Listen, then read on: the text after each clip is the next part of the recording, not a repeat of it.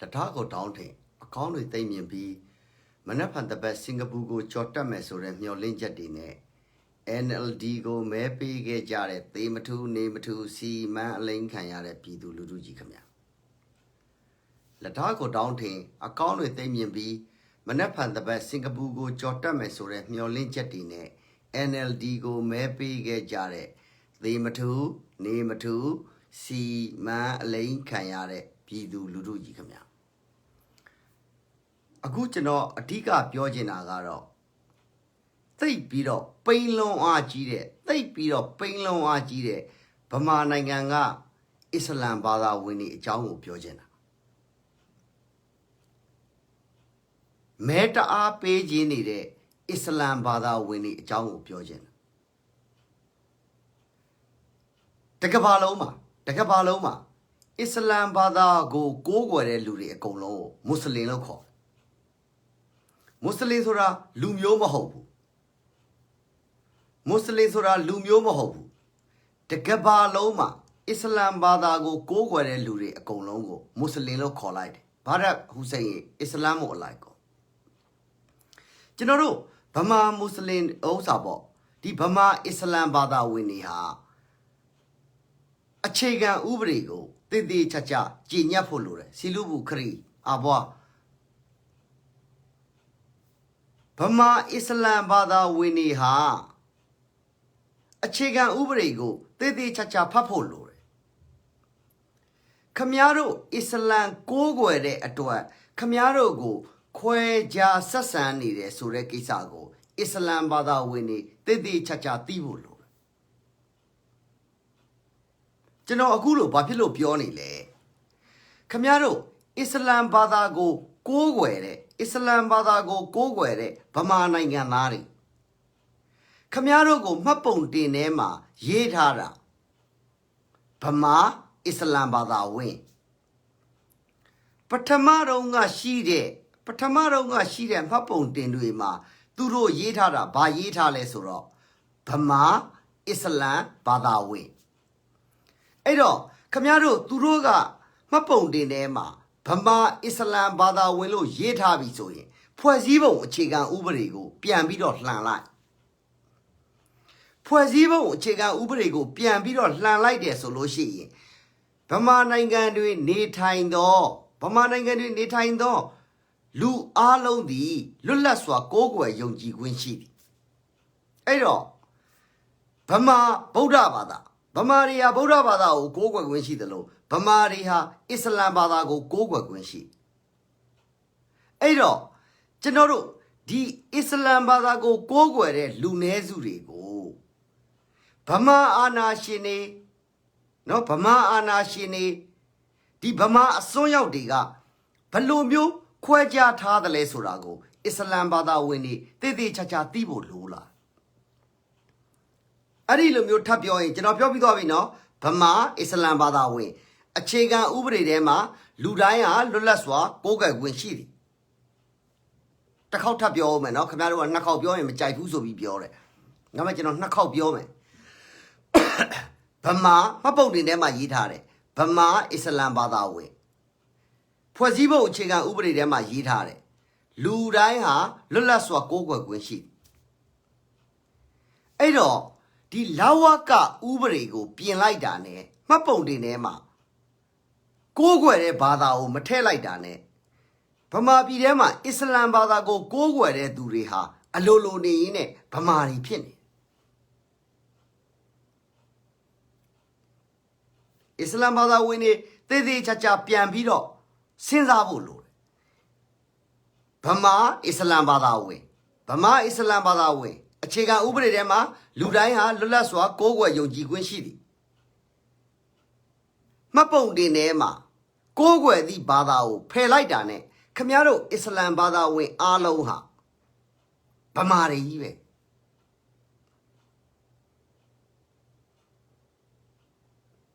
Arilo, Conyale, Driare, Arilo mio, Camaro. Pamari Piteca, Camaro, Neighbor Dwajaro, Pari Talo the lay. Camaro, Patamaro, Camaro, Mapon de Nema, Pama Islam Bada win Pare, Haji Udanzi. Kamiaro, Patama Podinema, Pama, Islam Badawe. Kamiaro, Tata Midiga, Muila Kajai, Pama, oh, Blubiomle, Lumio, Islam, oh, Blugame, Lumio, Pama, oh, Blugame, Argentina, or Pakistani, or Eniari, or go shout like. Daha, Pama Bima, Islam Badago, Gogwere at what, Pine, Quecha Bido, Kamiaro, Islam Badawe, Nui Pama Bima, Pia on lonely there, so the Kisago. Islam Badawe, Lugiri, Shini, Diluriga, Usauni de Duriga, Kamiaro, Islam go Gogwere, Pama Nangandari, Pamari Thea, Piopia Yametawin Shi. La like Shani Lumiao, Kodambo in a piani Lumiao. La like Shani Lumiao, Kodambo you now can't have it, Toa lonely Lumiao. Tago, Janone, a good not only their tema, Islam Bada Winnie, Palau she the Lamadi. Islam Bada Winnie, Palau she need the Lamadi. Kamaru, she needed Islam Bada Winnie ha, Didi Chachago Tibo Lore. Badago Pelaidane, Naroha, Alulu Neine, Pamari Pinida.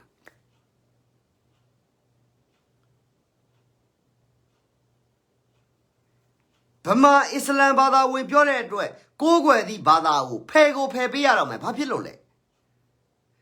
Pama Pima Ludaiha, Lula Swa Gogwe Yonji Gwinshi edwa, Uma Kayin. Podaro, Kayin Nichino, Kayin Catalito, Kayin Islano, Lulu Miao, Lucia Lamalo. Papilo, di Asoyaga, Lonely the lay. Papilo, di Asoyaga, Quechani the lay, Daddy Miam, Edo. Kamiaro, Islam Bada Winidema, and Erigo Mepe Genelude, Yamya. And Erigo Mepebo Titoni de, Count only, a Yamya. Ari Titoni de Kauniga, Kamiarogo, Dilomio Shimpiala. Naru Islam Bada Winiha, Pamari, Alolo ne Yimpinide. Naru Islam Bada Gogwere Duriha, Alolo ne Yine, Pamari Pinide. Naru, who Pama Pinide at what? Naru Islam Bada Gogwere at what? Naru Tadabidi, Mapundi Nema. Shout to any. Narugo Nanga Yirega Petochine at what? No, Narugo Nanga Yirega Petochine at what? Naruga Muela de Tadamidi Jalushi. Eniaro, Pakistano, Bangladesh to, oh, Blue Gumle, a column shouted Hare, Sure Kesamugo. Kamiaro, Islam Bada wing, Gauzon Wiga. Kamiaro, Islam Bada wing, Pidu Ludugo. Didi Chacha Shimbiaela.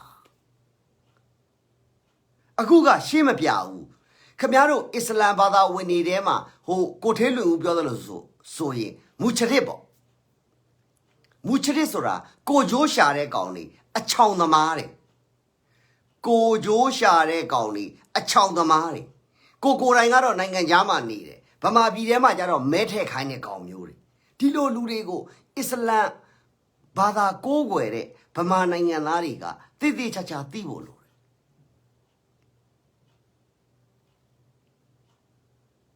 Rohingya Goma,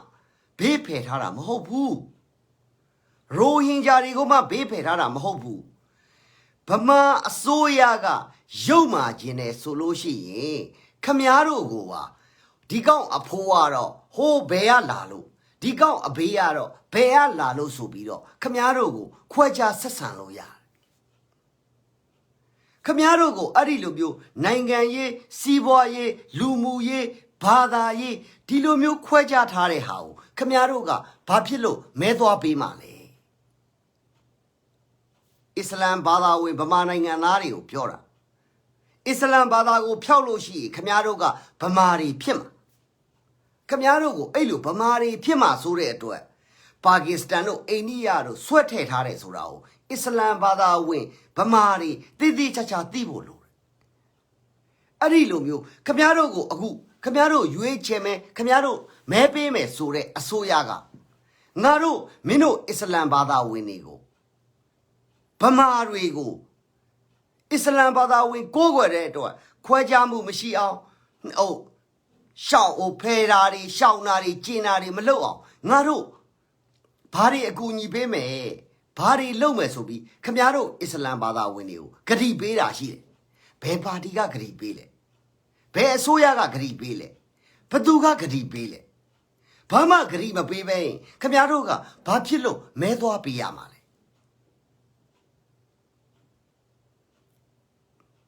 ကျွန်တော်မျှော်လင့်ပါတယ်အစ္စလမ်ဘာသာဝင်တွေတေးသေးချာချာနားလည်ကြမယ်အစ္စလမ်ဘာသာဝင်တွေတေးသေးချာချာသိကြမယ်လို့ကျွန်တော်မျှော်လင့်တယ်အခုကျွန်တော်ကြည့်နေတဲ့ကျွန်တော်ပြောနေတဲ့ live ကိုဒါကျွန်တော်အတွေးခေါ်လေးနဲ့ကျွန်တော်ပြောတာကျွန်တော်ထက်ပိုသိတဲ့လူတွေအများကြီးရှိဒီလူတွေဟာတေးသေးချာချာသိတင်တယ်ငါဟာဗမာနိုင်ငံသားဖြစ်တယ်ငါမွေးလာတဲ့သားသမီးကြတော့မှငါဟာဗမာနိုင်ငံသားအစ္စလမ်ဘာသာကိုးကွယ်တဲ့သူဖြစ်တယ်ငါမွေးလာတဲ့သားသမီးကြတော့မှလောက်ဝကဖြည့်ကျင်တာဖြည့်တယ်လှုပ်ချင်တာလှုပ်တယ်ဆိုတဲ့ဟာကိုလက်ခံလို့မရဘူးခင်ဗျားတို့ကိုတင်အောင်ထပ်ပြီးတော့ပြောအောင်မယ်ကျွန်တော်မတိမကြပဲနဲ့ကျွန်တော်မပြောဘူးကိုးကွယ်တဲ့ဘာသာကအစ္စလမ်ကိုးကွယ်တဲ့ဘာသာကအစ္စလမ်မှတ်ပုံတင်ထဲမှာအဲ့ဒီအစ္စလမ်တွေကပြီးရင်ပြီးရောဆိုပြီးဗုဒ္ဓဘာသာထည့်နေတဲ့လူတွေအများကြီးပဲရှိတယ်ဗမာပြည်မှာကျွန်တော်ထပ်ပြီးတော့ပြောအောင်မယ်နော်ခမည်းတော်ဒီအစ္စလမ်ဘာသာဝင်တွေဟာကိုကိုးကွယ်တယ်ကိုယုံကြည်တဲ့ဘာသာကိုခိုင်ခိုင်မြဲမြဲနဲ့ဆွဲမြဲထားဒါပေမဲ့ခမည်းတော်မှာအဲ့လိုမလုပ်နိုင်ဒီအစိုးရကအသုံးမကျလို့စစ်တပ်အစိုးရကအသုံးမကျလို့ခမည်းတော်ကိုဒုက္ခပြီးတော့ကိုးကွယ်တာကအစ္စလမ်တောက်ကြနေတိုင်းဗလီသွားတယ်တရက်ကိုအိမ်မှာငါးကဝတ်ပြုတယ်မှတ်ပုံတင်ထဲမှာဗုဒ္ဓဘာသာဆိုပြီးဖြစ်နေတဲ့သူတွေဗမာအစ္စလမ်ဘာသာဝင်အတိုင်းဝိုင်းထဲမှာအများကြီးရှိကျွန်တော်တို့ကယဉ်နာတယ်ကျွန်တော်စိတ်မကောင်းဖြစ်တယ်ဘာဖြစ်လို့လဲသူကိုးကွယ်နေတဲ့ဘာသာကိုအသက်ရှင်ယက်တည်ရေးအတွက်ပြောင်းပြီးတော့လိန်ပြီးတော့ထဲ့တာကျွန်တော်တကယ်စိတ်မကောင်းဖြစ်တာကျွန်တော်တကယ်စိတ်မကောင်းဖြစ်တာနေ့တိုင်းတရက်ကိုငါးကဝတ်ပြုတယ်ငါးကတော့မဟုတ်ဘူး9ခါလောက်ဝတ်ပြုတောက်ကြနေတိုင်းဗလီသွားတယ်သို့တော့မှတ်ပုံတင်ထဲမှာအဲ့ဒီလူတွေဟာပြီးရင်ပြီးရောအစိုးရရဲရမရင်တော်ပြီရက်ကွက်လူကြီးကမရင်တော်ပြီဆိုပြီးမှတ်ပုံတင်ထဲမှာဗုဒ္ဓဘာသာဖြစ်နေကြဒီလိုမျိုးအခြေအနေတွေကိုခမည်းတော်အစ္စလမ်ဘာသာဝင်ခေါင်းဆောင်တွေအစ္စလမ်ဘာသာဝင်ခေါင်းဆောင်တွေအစ္စလမ်နိုင်ငံရေးသမားတွေကိုမြရေးတို့လည်းသိမှာပဲဦးဝဲလွင်တို့လည်းသိမှာပဲအိုလမာလူကြီးတွေလည်းသိမှာပဲနိုင်ငံသားမှနေတဲ့ကောင်တွေလည်းသိတာပဲဘာဖြစ်လို့ကိုအစ္စလမ်ဘာသာကိုးကွယ်တဲ့ဘာသာတူချင်းကိုဒါမျိုးတွေမပြောတာလဲစီယန်ဆိုင်အာဘွားတကယ်တမ်းကြရင်ကျွန်တော်တို့ကဒီကိစ္စကိုကျွန်တော်ပြောစရာမလိုခမည်းတော်ကကိုပြဿနာကိုဖြေရှင်းရမှာခမည်းတော်ကိုပြဿနာကိုဖြေရှင်းရမှာ NLD မွတ်စလင်ဆိုပြီးတော့လေခမည်းတော်ကိုဘယ်လူကမှမျက်နှာသာမပေးဘူးကြန့်ခိုင်ရေးမွတ်စလင်ဆိုပြီးတော့လေခမည်းတော်ကိုဘသူကမှမျက်နှာသာမပေးဘူးဗမာပြည်ထဲမှာဖြစ်နေတာကဒီစစ်တပ်ဒီဗုဒ္ဓဘာသာအစွန်းရောက်တွေဒီဖုံးကြီးတွေကသူ့သွင်းထားခဲ့တဲ့အခါကျတော့ခမည်းတော်အားလုံးကိုနော်ကျွန်တော်တို့မပြောကျင်တဲ့စကားနဲ့အမြဲတမ်းခေါ်နေတာလူရှေ့မှာသာခမည်းတော်ကိုဟာအကိုကြီးတို့အဘိုင်းတို့လုံနေတာကြွယ်ရမှာကနေစတာ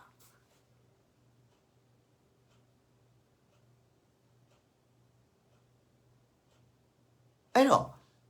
ခမည်းတော်နိုင်ငံရချားမှနေတယ်ခမည်းတော်အမှန်တရားကိုပြောပါနိုင်ငံရချားမှနေပြီဆိုရင်အမှန်တရားကိုပြောပါ ငါတို့အစ္စလမ်ဘာသာဝင်တွေဟာနိုင်ငံရပ်ခြားမှာကနေဒါပဲကနေဒါမွတ်စလင်ဆိုမရှိဘူးကနေဒါအစ္စလမ်ဆိုပြီးမရှိဘူးဖင်လန်နိုင်ငံရောက်လာတဲ့ဖင်လန်မွတ်စလင်ဆိုပြီးမရှိဘူးဖင်လန်အစ္စလမ်ဆိုပြီးမရှိဘူးဒီလိုဟာတွေကိုဗမာပြည်မှာဒါကကိုရတဲ့ရလိုက်တဲ့အခွင့်အရေးမဟုတ်ဘူးကိုရဲ့မွေးရပါတယ်ကမဖြစ်မနေရတဲ့ရလိုက်တာမဟုတ်ဘူးမဖြစ်မနေရရမယ်ဟိုဘယ်လိုပြောမလဲအခွင့်အရေးတွေလူတွေကပြောကြတယ်ဗာလဲရတဲ့ရလိုက်တဲ့အခွင့်ရတဲ့ရလိုက်တဲ့အခွင့်အရေးမဟုတ်ဘူးမဖြစ်မနေရရမယ်အခွင့်အရေးဒီလိုအခွင့်အရေးတွေတောင်မရှိဘဲနဲ့ဘယ်အစ္စလမ်ဘာသာဝင်ကမဲသွားပေးမှလဲ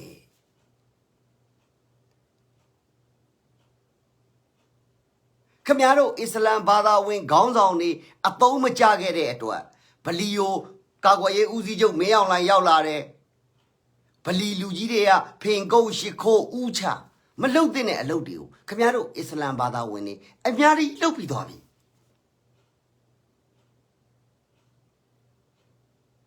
ကျွန်တော်ထပ်ပြောဦးမယ်နော်ဗလီယိုမင်းအောင်လှိုင်ရောက်လာ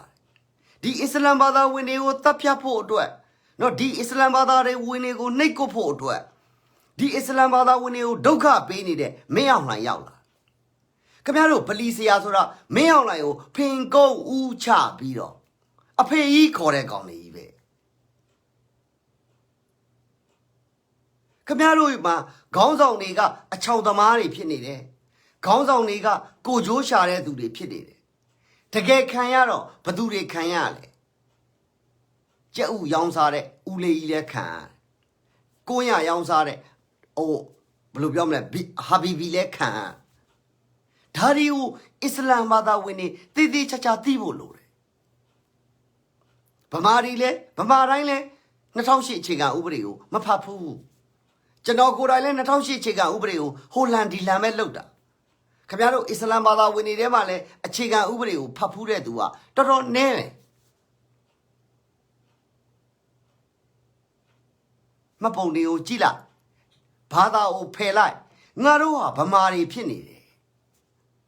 အစ္စလမ်ဘာသာဝင်တွေဒီလိုမျိုးခံစားရလား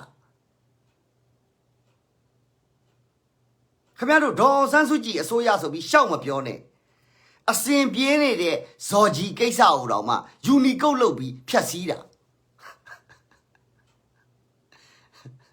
အစ္စလမ်ဘာသာဝင်တွေကိုထပ်ပြောပြအောင်မယ်အောင်ဆန်းစုကြည်အစိုးရ NLD အစိုးရဆိုပြီးတော့ရှောက်မပြောနဲ့ဗမာပြည်မှာအစင်ပြေးနေတဲ့ဇော်ကြီးကုတ်ကိုတော့မှယူနီကုတ်လုပ်ဖြစ်တာငိမ့်ချအောင်လို့လိုက်ပြောတယ်ဆိုတာဇော်ကြီးကုတ်ကိုနီးမျိုးစုံနဲ့ပြဿနာရှာလို့လိုက်ပြောနေရတာဇော်ကြီးကုတ်နဲ့ကိုကစာရေးတယ်ခမားတို့ဖတ်လို့ရ NLD ကလှုပ်လိုက်တယ်ဇော်ကြီးသုံးလို့မရဘူးယူနီကုတ်မှာလည်းအလုံးလုံးတွေပေါ်တယ်အချောင်းတွေပေါ်တယ်အဲ့တော့ဘာဖြစ်လဲလိုက်ပြောရတယ်ဒီ2008အခြေခံဥပဒေကိုဗမာတွေကလက်မခံဘူးအစ္စလမ်ဘာသာကိုဖျောက်နေရင်ဗမာဖြစ်နေတဲ့ခမားတို့အစ္စလမ်ဘာသာဝင်အတိုင်းဝိုင်းကလက်ခံသလား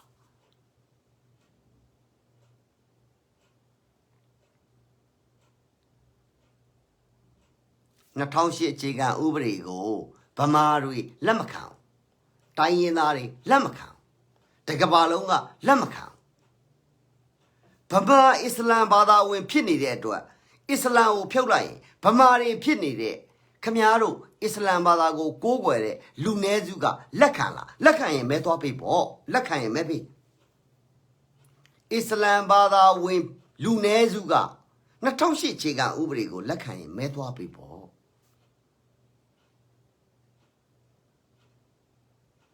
ခင်ဗျားတို့ပြောလို့ရတယ်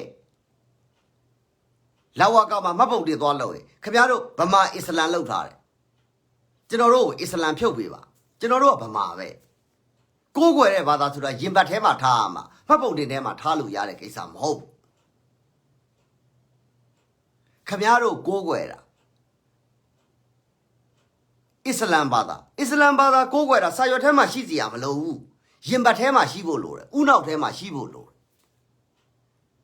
Narogo, di Mapon dinema, Bama Islam sobi, Islam bada win pite atwe, Quaja Sasan Kani Yaresui. Sautea pay like or Arilo Mahopene, Yimbatema Allah. Mapon dinema, Boda bada pini, Camiaro Gura, Lulani pini. General Tabido Camaro, Piovame, Camaro Islam bada winnie demabe. Mapon dinemaga, Boda bada. Apiemaga, Allah. Tilo lude shine.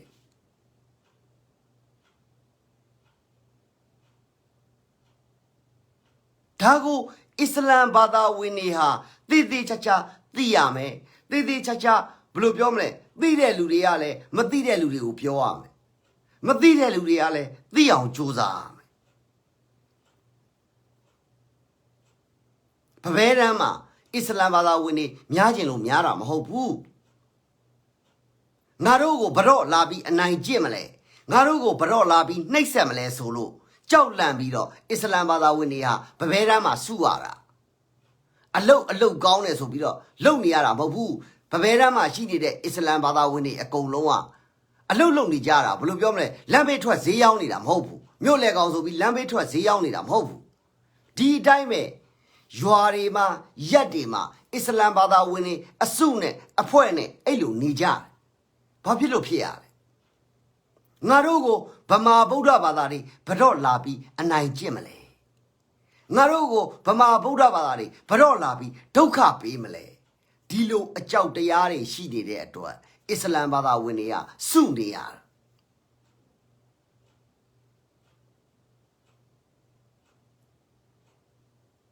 Camaro Islam Bada Winnie, Janone Kenelu, she. Chani, Aini, Wet Hajar. Nasani yara, Tomani yew. General Tabi of Yom, Janone Kene, Islam bada winnie she. Sweet down Yaru Baroma, Aini she. Nasara, Tomani yew. Ialano Baroma, Islam bada winnie pine, Aini she. Nasara, Tomani yew. Pamari Jarema, Islam bada winnie out here, Tomani yew.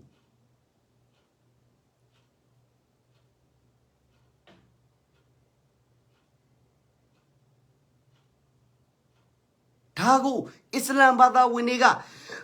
Yadin Yadaide, a queen yellow, Brahma Bione. No, Islam bada winiha, Yadin Yadaide, a queen yellow, Brahma Bione. Yago Yayame, a queen yego, Mayara.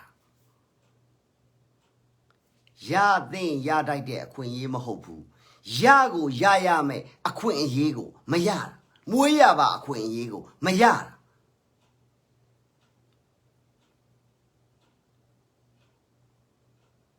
Tamisai Salo. Mino Islam bada winia, Hoblu Biomle, Pama Sani Mamasau. A Tambu, Camaro, Arilumu, Piatana, Nivio ne Shanida. Naruaro Mino Damosai Masare. A Naru, without a Rusai Yaro, Lamasau Subi, Camaro, Piatana, a Shakara.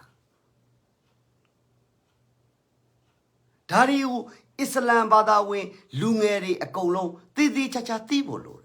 Camaro Islam badao, Tapido, Blue Biomle, Te Sound Wame Sura, Lungeria Te Sound Wama, Yimbatea Te Dwama, Unone Te Dwama. Camaro Islam bada win Lugi Dema, Kone Dua, Nene, Kone Dua Nene, Macone Gawam, Yamia. Camaro Olamaro, Tadana Councilo, Coeluino, Cote Ho Blue Biomle, A Ho Blue, Comiairo, a Coloma, Pionida, Pau Pionile. Se ana shin sanishi, Durogo, a lulu neine, Camiaroga, a pine cornial. Se ana shin sanishima, Camiaro Islam bada win Lugiria, se a ipinid. Ah, the goner sit on a pine egua. Ah, I don't go up Yatanali the Kugu Pilla. Yoma Gamma Shinlo meow, edo, a pine, a pine Holugine pine, Lopivo, a pine, oh. A chicky labor, dear ma, chicky lay you like baro. Bali look like ba. Di kong niga Camaro, di Islam bada winema she did a consonia. Di sit, blue biomless ro, energy you let chai. Seana she on let chai. Sibori you let chai. Povi you let chai. Papilone. Camaro, you tata need Islam bada winiga. အကြောက်တရားရှိတယ်ရိုးသားတယ်မလုံနိုင်အဲ့တော့ဘာလုပ်လဲဟာတခုခုဖြစ်ပြီဆိုအဘိုင်းကိုအကူအညီတောင်းမှဒီအဘိုင်းကတော့ NLD နဲ့ပိုင်တယ်ဒီအဘိုင်းကတော့ကြက်ဖွတ်နဲ့ပိုင်ဒီအဘိုင်းကတော့ဘလူနဲ့ပိုင်ဒီကောင်တွေကဒီကွင်ကြီးဖန်တီးထားတဲ့အတွက်ခင်ဗျားတို့ဟိုဗမာအစ္စလမ်ဘာသာဝင်တွေကိုဘတော့မှဘလူပြောမလဲဆိုတော့လမ်းမှန်မပြဘတော့မှဒီခင်ဗျားတို့အခုဗမာပြည်မှာရှိနေတဲ့ဘာသာကြီးငါးဘွယ်တို့ဘာတို့အရိယကောင်တွေအကုန်လုံးဟာလူလိန်နေကြီးပဲဒါကျွန်တော်အမှန်တိုင်းပြောတာလူလိန်နေကြီးပဲဒီခရိုနီတွေဘာတွေအကုန်လုံးဆိုတာဒီကောင်တွေဒီလိုမျိုးအချောင်သမားတွေကြီးပဲဒီလူတွေကခမားတို့ကိုဂုတ်သွေးစုံနေတာဒီလူတွေကခမားတို့ကိုဂုတ်သွေးစုံနေတာအ ਨੇ ဆုံးတော့ခမားတို့ဟာသူတို့ကိုအားကိုးရမယ်ဆိုတဲ့အတွေးအခေါ်ခမားတို့ကိုရိုက်ထည့်နေတာကျွန်တော်ထပ်ပြောဦးမယ်နော်ခမားတို့နိုင်ငံခြားမှာရှိနေတဲ့မွတ်စလင်ခေါင်းဆောင်တွေရောပြည်တွင်းမှာရှိနေတဲ့မွတ်စလင်ခေါင်းဆောင်တွေရောအကုန်လုံးကအချောင်သမားစိတ်ဓာတ်များတဲ့ကောင်တွေကြီးပဲသူတို့ကဘာလဲဆိုတော့ငါကဟုတ်ဘယ်လိုပြောမလဲလက်ဓာတ်တွေနဲ့ပိုင်ငါကကြက်ဖွတ်တွေနဲ့ပိုင်ငါကစစ်ဘုံနဲ့ပိုင်ငါကဖုံးကြီးနဲ့ပိုင်ငါကဘသူနဲ့ပိုင်ခမည်းတော်တို့ကစေတနာနဲ့လုပ်ပေးတယ်ပတ်စံမယူဘူးပြောခမည်းတော်ကလူတယောက်ပေါ်မှာတွားပြီးတော့မိခိုလိုက်ရကျွန်တော်ထပ်ပြောဦးမယ်နော်ခမည်းတော်သူတို့ပတ်စံမပေးရဘူးပဲထားလိုက်အောင်ခမည်းတော်ကသူတို့ကိုတွားပြီးတော့မိခိုရတယ်အားကိုးရခမည်းတော်အဲ့လိုမျိုးမိခိုရတယ်အားကိုးရတဲ့အခါမှာခမည်းတော်ရဲ့ဘယ်လိုပြောမလဲဆိုတော့အရင်အမြစ်ခမည်းတော်လူတယောက်ရဲ့နော်ဘယ်လိုပြောမလဲဆိုတော့ဟိုလွတ်လပ်တဲ့စိတ်ဓာတ်ကပျောက်သွားလူတယောက်ကိုဘသူမှကိုအားကိုနိုင်ဘသူမှသွားအားမကိုချင်လူတယောက်ကလက်တွေခြေတွေဥနောက်တွေအကုန်ကောင်းနေရင်ဘသူကိုမှအကူအညီမတောင်းချင်အကူအညီတောင်းရတဲ့ဟာတခုဟာလူတယောက်ကိုဘယ်လိုပြောမလဲဆိုတော့သိငယ်စေတယ်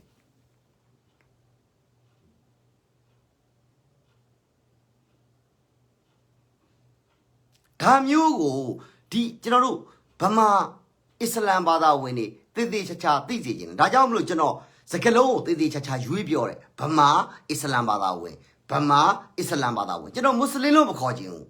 ကျွန်တော်သိမ့်ကြုံပြီးတော့သိတယ်မလားမွတ်စလင်ဆိုတာတကဘာလုံးမှာအစ္စလမ်ဘာသာကိုးကွယ်တဲ့လူတွေအကုန်လုံးမွတ်စလင်လို့ခေါ်တာမွတ်စလင်ဆိုတာလူမျိုးမဟုတ်ဘူး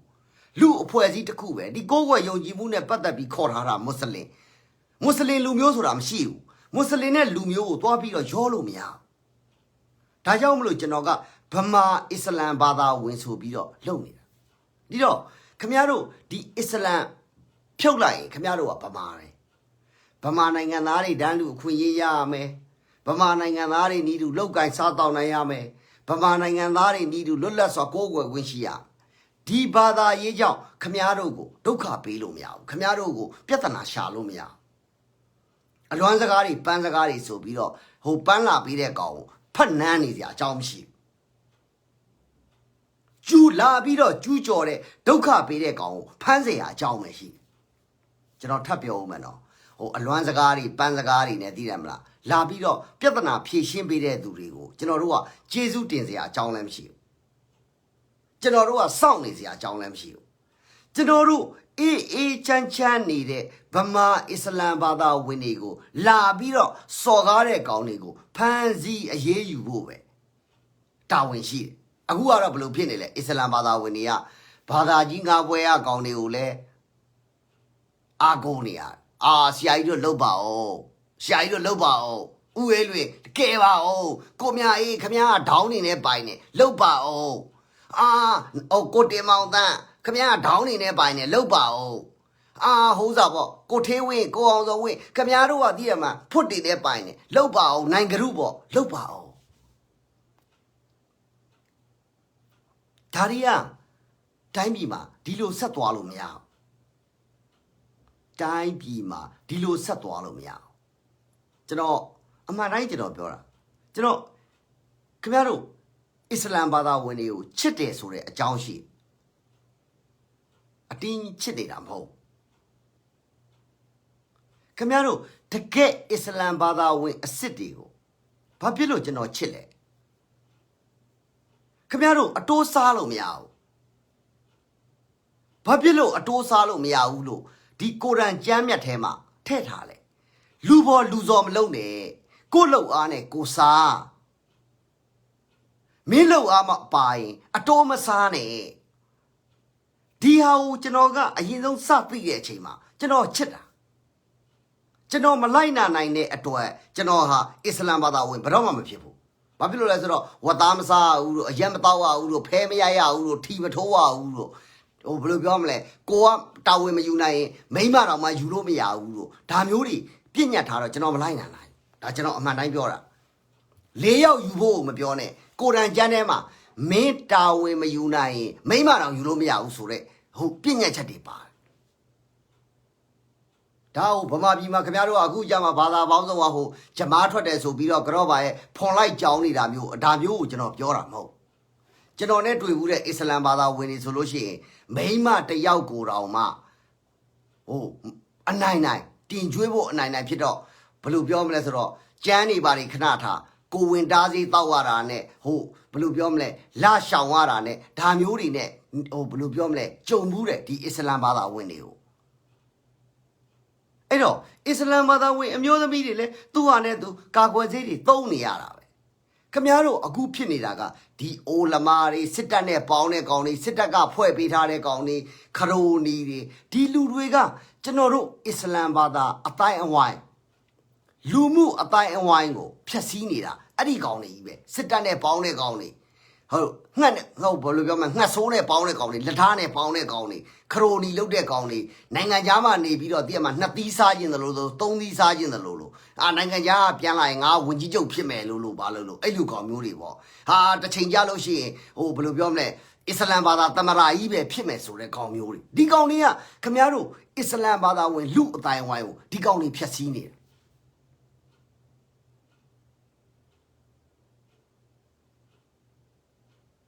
ခင်ဗျားတို့အစ္စလမ်ဘာသာဝင်လူအတိုင်းဝိုင်းကိုဖျက်ဆီးနေတာအဲ့ဒီကောင်တွေကြီးပဲဒါဟုအစ္စလမ်ဘာသာဝင်လူငယ်မျိုးဆက်သစ်တွေကတည်တည်ချာချာသိဖို့လိုတယ်ဒါဟုအစ္စလမ်ဘာသာဝင်လူငယ်မျိုးဆက်သစ်တွေကတည်တည်ချာချာသိဖို့လိုတယ်အလာရှင်မြတ်ကငါတို့ရဲ့ခန္ဓာကိုယ်မှာတည်တာမှတ်ပုံတင်ထဲမှာတည်တာမဟုတ်ဘူးပိုင်သူကြီးဘွားမအိတ်နဲ့哦ဒင်ပဲကျော်ကြီးဘွား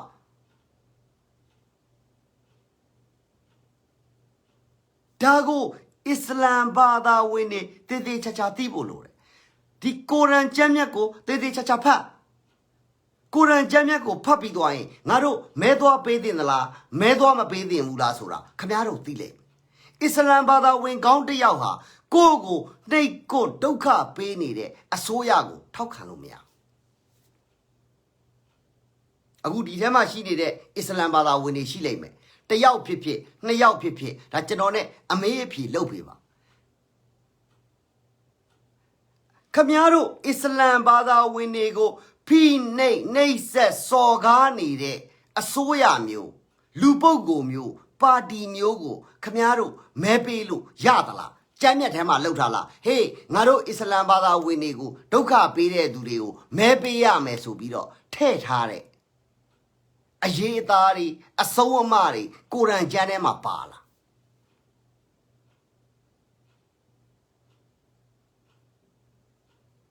ကျွန်တော်စောင့်နေတယ်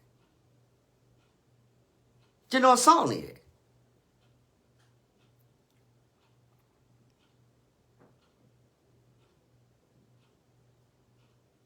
ကျွန်တော်ခင်ဗျားတို့စဉ်းစားကျွန်တော်မှာခင်ဗျားတို့အစ္စလမ်ဘာသာဝင်တွေကိုချစ်တယ်ဆိုတဲ့အကြောင်းကအဲ့ဒါခင်ဗျားတို့မှာအတိုးစားလို့မရဘူးကိုစုစောင်းထားတဲ့ဟိုပတ်စံတွေကနေမျှဝေပေးရမယ်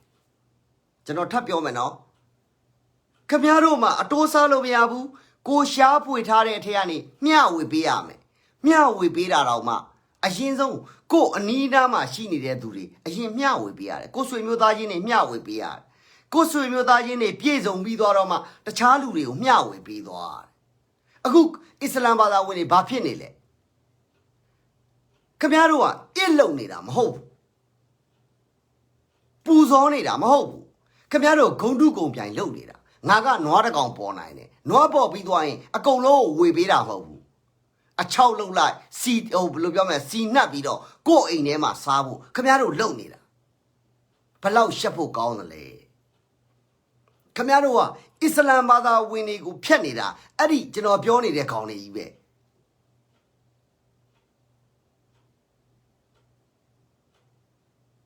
ဆော်ဒီမှာမင်းကြီးမင်းသားတွေပေါင်းတော့မှကလဲအုပ်ကလေးကလားအုပ်ကလေးတစ်ကောင်လောက်ပဲသူတို့ကလှုပ်ပြီးတော့မျှဝေစားတာဘယ်ကောင်မှအိမ်ပြန်သေးလာတာမဟုတ်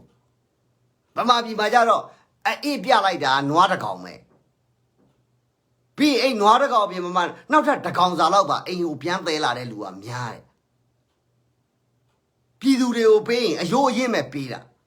အသားကောင်းတွေကစစ်ဘိုလ်ကိုသွားကတ်တာဒါမျိုးအတွေးခေါ်မျိုးတွေနဲ့ကျွန်တော်တို့အစ္စလမ်ဘာသာကိုဘယ်နေရာမှဖြန့်လို့လည်းမရဘူးဘာမှပြောလို့လည်းမရဘူး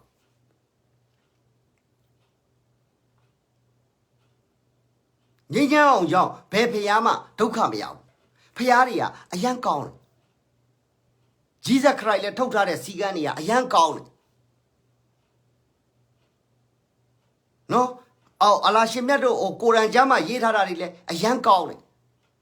တိပိဋကဘုံဘုံမှာရေးထားတာလည်းအယံကောင်းတယ်ကိုကမလိုက်နိုင်ဘူးကျွန်တော်ကလူဆိုတော့ကျွန်တော်မလိုက်နိုင်ဘူးအဲ့တော့မလိုက်နိုင်တဲ့အခါကျတော့ဖျားတွေနဲ့ခတ်ဝေးနေတယ်အဲ့တော့ငင်းကြအောင်ကဘာသာမဲ့ဆိုရင်ကိုကြောင့်အလာရှင်မြတ်လည်းဒုက္ခမရဘူးကိုကြောင့် Jesus Christ ရဲ့ဒုက္ခမရဘူးကိုကြောင့်ဂေါရမမြတ်စွာဘုရားလည်းဒုက္ခမရဘူးကိုကြောင့်လက်ချမီးမဲ့တော်ကြီးလည်းဒုက္ခမရဘူးခမားတို့ကဘာသာကိုးကွယ်တယ်ဆိုရင်အဲ့ဒီဘာသာတရားမှာချမှတ်ထားတဲ့စီမင်းတွေစီကံတွေဆိုဆုံးမမှုတွေလိုက်နာနိုင်ဖို့အရေးကြီးတယ်မလိုက်နာနိုင်မဲနဲ့နာမည်ခံမလုပ်နဲ့ကျွန်တော်ထပ်ပြီးတော့လူငယ်တွေကိုပါပြောလိုက်အောင်မယ်ခမားတို့ဘာသာတရားကိုးကွယ်အဲ့ဒီကိုးကွယ်တဲ့ဘာသာတရားကချမှတ်ထားတဲ့စီမင်းတွေစီကံတွေလိုက်နာမလိုက်နာနိုင်မဲနဲ့နာမည်ခံမလုပ်နဲ့ခမားတို့အဲ့လိုနာမည်ခံလုပ်တဲ့အခါကျတော့ခမားတို့ကြောင့်အစ္စလမ်ဘာသာဝင်လဲအစ္စလမ်လဲနာမည်ပြတ်ခမားတို့ကြောင့်ဗုဒ္ဓဘာသာလဲနာမည်ပြတ်ခမားတို့ကြောင့်ဘယ်လိုပြောမလဲ Jesus Christ ရဲ့နာမည်ပြတ်ခမားတို့ကြောင့်လက်ချမီးမဲ့တော်ကြီးလဲနေစရာမရှိဖြစ်တယ်အဲ့တော့ကျွန်တော်ပြန်ပြီးတော့အဆုံးသတ်ပါတော့မနက်ဖြန်ကျရင်တော့ကျွန်တော်ဘကသကြောင်းသားတွေနဲ့ကျွန်တော်ချိတ်ထားနော်ဘကသကြောင်းသားတွေနဲ့ကျွန်တော်ချိတ်ထားတယ်ဘာဖြစ်လို့သူတို့ဆန္ဒပြရလဲဆိုတာပြောဖို့အတွက်အဲ့တော့အစ္စလမ်ဘာသာဝင်တွေကိုရန်ကျမ်းမြတ်ကိုပြန်ပြီးတော့ဖတ်လိုက်အစ္စလမ်ဘာသာဝင်တွေကိုရန်ကျမ်းမြတ်ကိုပြန်ပြီးတော့ဖတ်လိုက်ငါတို့ကိုဒုက္ခပေးတဲ့သူတွေငါတို့ကိုနှိပ်စက်တဲ့သူတွေငါတို့အကျိုးစီးပွားကိုပြတ်အောင်လုပ်တဲ့သူတွေငါတို့ကိုလှုပ်ရှားနေတဲ့သူတွေငါတို့မဲပေးသင့်သလား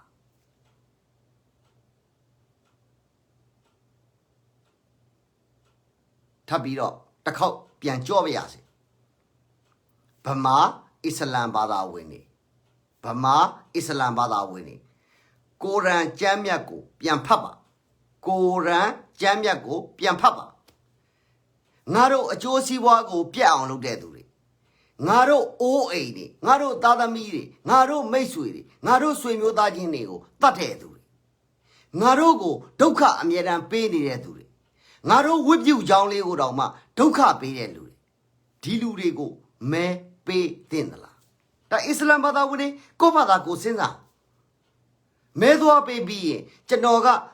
အစ္စလမ်ဆိုပြီးငြိမ်းချမ်းအောင်ရှေ့မှာလာမပြောနဲ့ကျွန်တော်ထပ်ပြောဦးမယ်နော်မဲသွားပေးပြီးသွားရင်ကျွန်တော်ဟာအစ္စလမ်ပါဆိုပြီးငြိမ်းချမ်းအောင်ရှေ့မှာလာမပြောနဲ့မင်းဟာအစ္စလမ်ဘာသာဝင်ပြောပြီးတော့အစ္စလမ်ဘာသာဝင်ကိုရန်ကျမ်းထဲမှာပါတဲ့အချက်အလက်တွေအကုန်လုံးကိုချိုးဖောက်ထားတဲ့ကောင်ဟာဘတော့မှလာပြီးတော့ကိုအစ္စလမ်လို့လာမပြောနဲ့ မောင်ကောင်းရင်အာဘွားကျွန်တော်ထပ်ပြီးတော့ပြောမယ်နော်ကုရ်အာန်ကျမ်းမြတ်ကိုပြန်ဖတ်ပါငါတို့အစ္စလမ်ဘာသာကိုပျက်စီးရပျက်စီးကြအောင်ငါတို့အစ္စလမ်ဘာသာဝင်တွေရဲ့အသက်အိုးအိမ်စီးစိမ်ကိုပျက်စီးရပျက်စီးကြအောင်ငါတို့အစ္စလမ်ဘာသာဝင်တွေရဲ့ကောင်းရကောင်းကြောင်းကိုဖျက်ဆီးနေတဲ့လူတွေငါတို့အစ္စလမ်ဘာသာဝင်တွေကိုအသုံးချနေတဲ့သူတွေငါတို့အစ္စလမ်ဘာသာကိုဒုက္ခပေးနေတဲ့ကောင်တွေငါတို့မဲသွားပေးတင်လားအဲ့တော့အစ္စလာမ်ကိုအလိုက်ကွန်းဆိုတော့အခုပြန်ကနေရင်ဗာပြောအောင်မာလီကွန်ဆလမ်ပေါ့မာလီကွန်ဆလမ်ပေါ့အဲ့တော့ကိုကျော်မင်းသူပဲဖြစ်ဖြစ်နော်ဘသူပဲဖြစ်ဖြစ်အဲ့တော့မာလီကွန်ဆလမ်ပဲပြောမယ်ဘယ်လိုပြောမလဲကိုဟာကိုလို့ပြီးသွားတော့မှမဲသွားပေးပြီးတော့လက်တန်းလေးတွေပြပြီးတော့ကျွန်တော်အစ္စလမ်ပြောရင်လန့်တွေ့တာနဲ့ဖြတ်ပါရိုက်လိုက်ထပ်ပြောမယ်နော်ခင်ဗျားတို့ဒီမှာရှိနေတဲ့အစ္စလမ်ဘာသာဝင်တွေရှိတယ်လက်တန်းပြလေးပြတာသူ့ဟာသူငှက်ဆိုးပဲမဲပေးကြံခွေးပဲမဲပေးဘသူပဲမဲပေးမဲပေးတဲ့ကောင်ကိုတွေ့ရင်ဒီကောင်ကအပိုင်းကျွန်တော်တော့မဲပေးခဲ့ပြီမျက်ခွက်သာဖြတ်ရိုက်လိုက်ဘာဖြစ်လို့လဲအဒီကောင်ဟာကျမ်းစာကိုလည်းမလိုက်နာဘူးနော်ဘာသာတရားကိုလည်းမလိုက်နာဘူးဘယ်လိုပြောမလဲဆိုတော့အစ္စလမ်ဘာသာဝင်ကိုနာမည်ဖြတ်တဲ့ကောင်ဖြစ်နေတယ်အဲ့ဒါကြောင့်မလို့ဘာလို့ပြောမလဲအင်ကြီးအဖြူကြီးတွေဝတ်မယ်ခေါင်းဆောင်တွေစောင်းမယ်လက်တန်းလေးပြလေးတွေ့လို့ရှိရင်လန့်တွေ့တာနဲ့စောက်ခွက်သာဖြတ်ရိုက်လိုက်အဲ့ဒါဟာစောက်ခွက်ဖြတ်ရိုက်တဲ့လူဟာအစ္စလမ်ဘာသာဝင်အစ်စ်အဲ့ဒါဘာလဲဆိုတော့ကိုယ့်ဘာသာကိုကာကွယ်တယ်နော်ကိုယ့်အရှင်မြတ်ကိုလိန်စားနေတဲ့ကောင်ကိုကာကွယ်တယ်ထပ်ပြီးတော့အစ္စလမ်ဘာသာဝင်ညီကိုမောင်နှမတွေကိုပြောမယ်အဲ့ဒီလိုမျိုးပေါ့ခေါင်းစုပ်ဘယ်လိုပြောမလဲဥထောက်အုတ်ထုတ်ကလေးလဲစောင်းထားမယ်အင်ကြီးဖြူလဲဝတ်ထားမယ်ဒါမှမဟုတ်လို့ရှိရင်လဲတကူလုံးကိုပတ်ထားမယ်အစ္စလမ်ဘာသာဝင်ပြောပြီးတော့မဲသွားပြီးတယ်ဆိုစောက်ခွက်သာဖြတ်ရလိုက်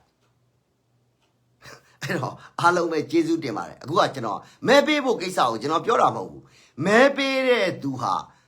အစ္စလမ်ဘာသာဝင်နာမည်ခံထားရင်စောက်ခွက်ကိုဖြတ်ရိုက်လို့ရတယ်ဆိုတဲ့ဟာကိုပြောတာအဲ့လိုပဲအစ္စလမ်ဘာသာဝင်နာမည်ခံပြီးတော့လွတ်တော်ကိုယ်စားလှယ်လုံးမဲ့ကောင်တွေ့ရင်လဲစတွင်းနဲ့ထွေချီတုံးနဲ့ပေါက်စောက်ခွက်ဖြတ်ရိုက်အဲ့ဒါဟာတကယ်အစ္စလမ်ဒီကုရ်အာန်ကျမ်းမှာပြဋ္ဌာန်းထားတဲ့တချို့အချက်တွေနဲ့ကိုက်လို့ကျွန်တော်ကပြောပြတာအားလုံးပဲကျေးဇူးအများကြီးတင်ပါတယ်အားလုံးပဲကျေးဇူးအများကြီးတင်ပါတယ်ငြိမ်းချမ်းအောင်ဟာမွတ်စလင်တွေကိုဘာကြောင့်ချစ်တယ်လဲအတိုးမစားဘူးဝေမျှပေးလို့ပြောရင်တကိုယ်ကောင်းစိတ်ဓာတ်မရှိလို့အစ္စလမ်တွေကိုချစ်တာငြိမ်းချမ်းအောင်မှာအကျိုးနဲ့အကြောင်းနဲ့ရှိပါတယ်အစ္စလမ်ကောင်မလေးတွေပေါ့ဒါနောက်ဆုံးပြောတာသူတို့အဲ့လိုမျိုးမျက်လုံးတွေပိတ်ရင်တော့ငင်းညအောင်မကြိုက်ပါဘူးဘာဖြစ်လို့လဲဆိုတော့ချောလားမချောလားကိုမမသိရတာဒါကြောင့်မလို့ဗမာဆန်ဆန်လေးဝတ်ကြပါ